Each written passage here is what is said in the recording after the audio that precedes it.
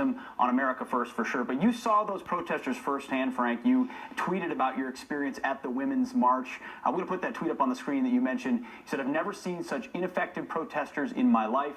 They carry love trumps hate while shouting disgusting comments.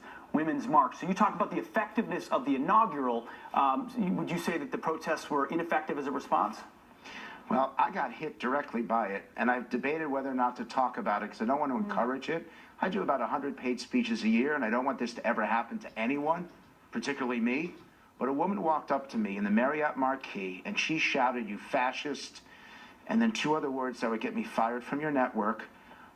And she threw this red confetti glitter right in my eyes, and she picked up another handful, and she was no more than 6 inches away, and I was covered with this stuff. And since when do you have the right or just the ability to attack people in a private setting, in a private matter? I mean, you're going to end up hurting someone. I'm going to tell you something. These protests are out of control. The language is out of control. There are 8, 9, 10-year-olds watching this. They read these horrible words from these signs. And to have to face this personally, I mean, you can see I get choked up.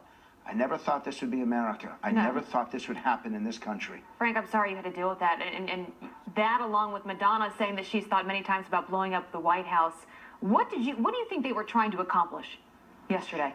I think they want to prove that they can be as loud and obnoxious and in your face as possible. I think they want to try to intimidate the Trump administration.